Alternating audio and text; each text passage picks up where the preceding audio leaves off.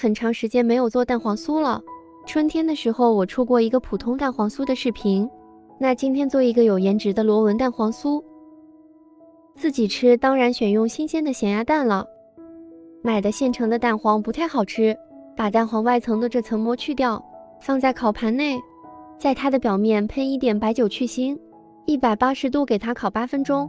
先来做水油皮，200克面粉加80克猪油，20克白糖，80克清水。这个量可以做20个，直接用手给它和成面团。这时候的面团比较粘手，我们把它放在案板上，像洗衣服一样使劲的往前搓。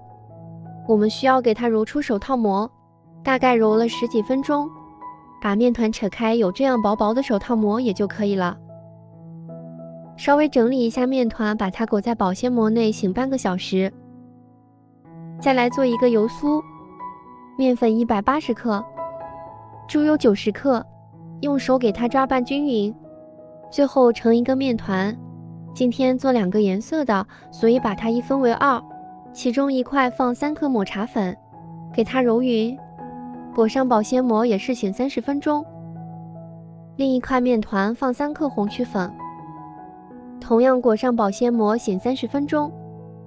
就一块豆沙，每一个大概25克左右，先给它团成小圆球，按扁，把烤好的蛋黄包进来，包好后团圆放在一边备用。醒好的水油皮拿出来，给它搓成一个长条，分成10个同等大小的剂子，把每一个小剂子按照我视频的手法给它稍微团一下，团成一个小圆球，盖上保鲜膜松弛20分钟。再把抹茶味的油酥拿出来，分成5个同等大小的剂子，给它揉成一个小圆球。红色的面团也是一样，分成5个同等大小的剂子，盖上保鲜膜松弛20分钟。松弛好的水油皮拿出来，用擀面杖给它稍微擀一下，把油酥给包进来，用虎口边转圈边包，边缘一定要捏紧，防止它漏油酥。每做一个都要盖上保鲜膜，防止变干，再松弛15分钟。松弛好后，我们拿出来，用擀面杖上推下拉的方式给它擀成牛舌状。按照我视频的手法，从一头慢慢的卷到另一头，继续盖上保鲜膜，松弛15分钟。取上一次先做的第一个，用擀面杖给它以上推下拉的方式继续擀成牛舌状。